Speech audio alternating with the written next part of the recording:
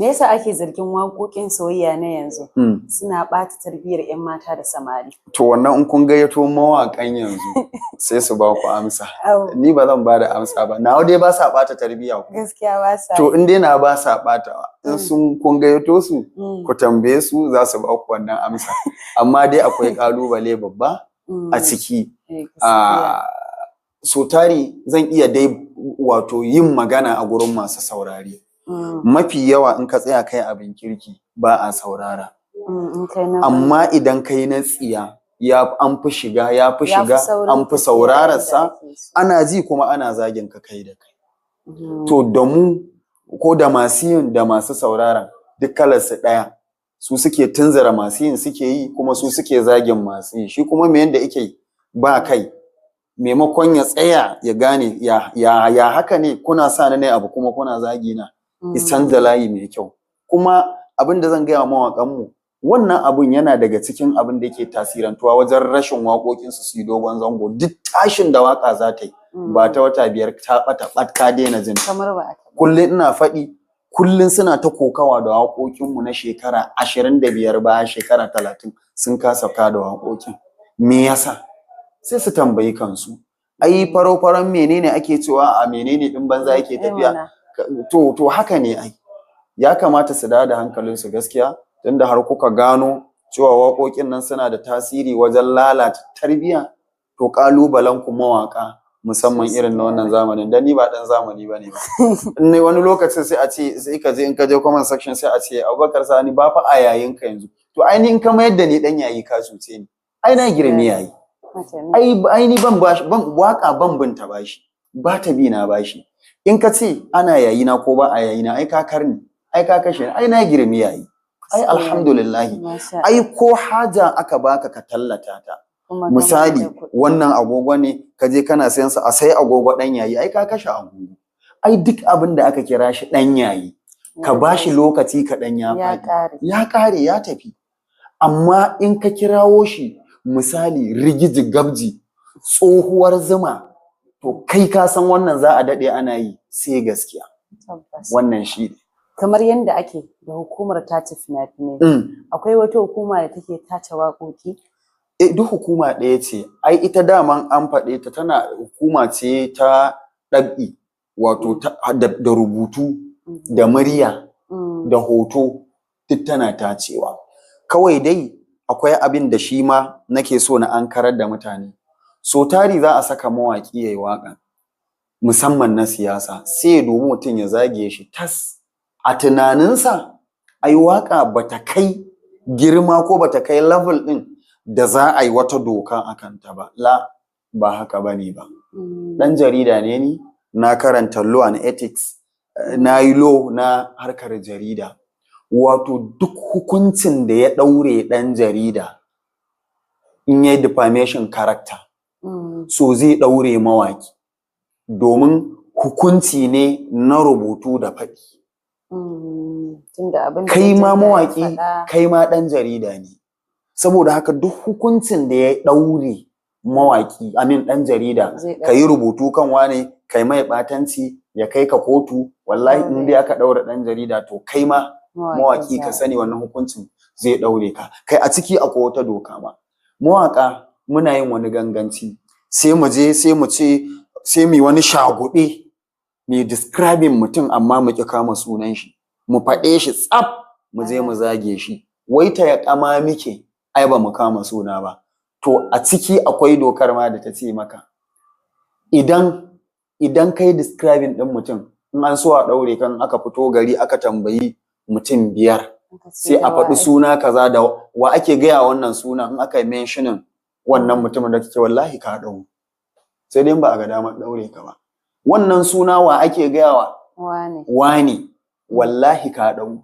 Sai dai bai niyyar ɗaure ka ba. Don haka wallahi mawaƙa mu kiyaye mu kula. Idan da za a raba hukumar tace fina-finai da hukumar tace waƙoƙi, wa kake ganin za a ba shugaba a ɓangaren waƙa? Ni mana wa za a ba da? Kai. To, waye ɗan siyasa a cikinsu ba ni ba ne? Waye je karanta dokokin ba ni ba ne ba? Kuma so san kai a menene so ne ko? San kai yafi. Amma san kai yafi. Amma dai na yi ne cikin raha. ita gwamnati ita ta san hanyoyin da take bi ta ɗebi ma'aikata da suka dace da daidai wannan gurbin na aiki. Saboda haka in ta tashi ɗauka ta san wa za ta ɗauko ta ɗora a gurin. Ba ka dai da zaɓi bayan kanka. Ai zaɓi shine cancanta. Haka ne. Wace iriyar waka kake so kai amma har yanzu Allah bai sa ka yi ba? Wallahi tana nan kuma shekara sama da 20 ina nan so nake na kirkiri yaran da babu shi a duniya. Kuma na kirkiran mai kabila, kuma na kirkiran mai karni, kuma na kirkiran mar dukkan wasu makarai da ake ba wa wato harshe na saman mar kuma ya fito kuma ya tasirantu ya shiga fagen ilimi a dama da shi a yi analysis a kansa a dama da shi a duniya. Ƙarshen abin da nake son na isar ba zan faɗi ba sai ya faru tukuna in ya zo gurin zan faɗa. To Allah Ubangiji ya cika wannan buri. Amin ya rabbi. Idan aka ce waƙoƙinka su zama darasi a makaranta, wace waƙa kake so a fara da ita? Ai duk waƙoƙina ne ina yin su ne kan darasi. Amma kullum ina faɗi akwai wata waƙa ta bazar banzar bazara. Da bazar banzar bazara gara sassabe da gara haka za ya zam nasara mai ra'ayi guda gashi tsantsaura. Wannan waƙar ta shiga jami'o'i kuma ana dama da ita. Akwai waƙar waƙa. Waƙe sarari na basira, waƙe fili na dabara, waƙe tamkar allura. Wannan waƙar da ita akwai wata kuma jinjinar hiyagun hajja ju'i ta sa na jinjina hannuna na rike ka kamkam ƙaunar ka ita ce ta kauda tunanina. Waɗannan waƙoƙin sun shiga fagen ilimi sosai ana damawa da su. Sannan akwai waƙoƙina da yawa sun shiga su zakka su kwalele su hello hello su jadawali su tutar so su gobe da nisa su zakka ga su nan ana yi gaskiya. To sun shiga don haka wai in burin ma ya faru already ya riga ya faru. Masha Allah. Me kake so a tuna da kai a Kannywood idan aka ambaci sunanka nan gaba? To kullum ina so a tuna da ni a matsayin mutumin kirki wanda baya son rigima da mutane, wanda baya kalaman batsa, wanda baya jiji da kai, wanda baya alfahari. Kuma ina sa ran haka nake a yanzu ma da izinin Allah. Kuma ina so na ɗore haka kuma ina so har bayana a tuna da ni haka. Masha Allah. Wani fim ne ya fi burge ka a cikin waɗanda aka yi amfani da waƙoƙinka aka yi? Dukkan fina-finan da aka saka waƙoƙina suna burge ni ƙwarai da gaske. Suna burge ni domin wato mafi yawa ana ban waƙa na yi ne wanda ana ganin kusan amu mawaƙa ba kowa bane zai iya yin irin wannan waƙar. Don haka ake nemo mu ire-irenmu ake ba mu. Don haka duk fim ɗin da kaga an saka waƙoƙinmu to wannan fim ɗin muhimmin fim ne. Kana shirin fitar da sababbin waƙoƙi ko kuma album? Ainihi a koda yaushe a tsakar fitar da su nake sakamakon na daɗe ban fitar ba. A baya na fitar da waƙar so da soyayya, na cire zargi a so, na saka ruwan rake, kuma yanzu ga su nan akwai waƙar Safina, akwai Maman Baby, sannan akwai fim ɗina shi ma yana nan yana tafi shi ma wato mai dogon zango kuma akan dai wannan channel ɗin ta mai suna Abubakar Sani a nan za a ɗora shi wato za mu fara tallan shi kwanan nan sunan shi nan gani. Nan gani. Nan gani nan bari. Dumaman maiya. Au haka abin yake ke ma kin ce wani abu. Allah ya bada sa'a, Allah ya sa a fitar a sa'a. Menene alakar 'yan TikTok da mawaka a yanzu? Tasha ko platform? Shi ne kawai ya alakanta su da. To alakar da sai dai kuma akwai aboki da aboki, zaka ga wancan yana da aboki dan TikTok wancan abokinsa, amma dai alaka da tafi karfi bata wuce wannan tashar ta TikTok ba. In yi mutum ya waka wani ya hau shi ne kawai. To ana dai haduwa dai a wannan tashar ne. Ya kake ganin tasirin waƙoƙin Hausa a siyasa? To da yawa wasu ina mamaki ma sai ki ga suna kallon kamar mawaƙi a cikin siyasa ko maroƙi, duk da wasu sun mayar da kansu maroƙan, ko kuma wani mutum da ya shigo wata harka da ba tashi ba. To kusan mawaƙi ya riga kowa shiga siyasa. Domin da aka ƙirƙiri dimokuraɗiyyar irin ta wannan tamu ta zamanin nan, da aka kawo ta ai ba a karɓe ta ba. Mawaƙa ne aka sa su suka yi ta tallanta, suka dinga tsaga zukatan mutane suna saka ta. Kamar dai yanzu yadda an fito da ɗan takarar nan, a cusa shi cikin zukatan mutane. Saboda haka mawaƙi shi ya kamata ma ya yi wa 'yan siyasa gori ko ya yi wa mabiya gori a harkar siyasa, ba wai mawaƙi za a kalla a yi mishi gori ba. Saboda haka lallai akwai tasiri tsakanin mawaƙi da siyasa, akwai tasiri tsakanin mawaƙi da ɗan siyasa, domin waƙa ta zama gishirin siyasa.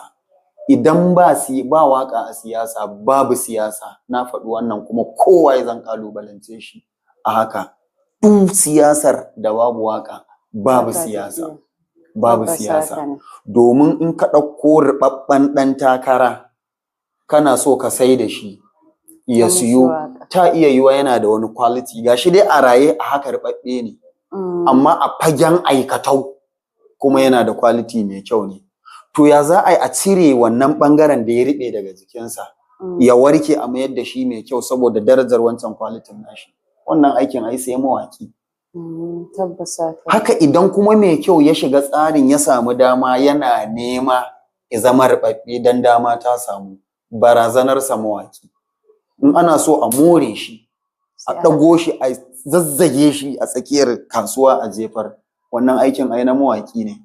Don haka kiran da zan ga mawaƙa ba ƙananan mutane ba ne ba su a tsarin siyasa. Don Allah don Annabi mu tashi daga harkar roƙo, mu zama masu faɗakarwa kamar yadda muke bugun ƙirji muna faɗi. Mu cire maitar kuɗi a ranmu, mu tsaya mu kalli al'ummarmu a harkar siyasa.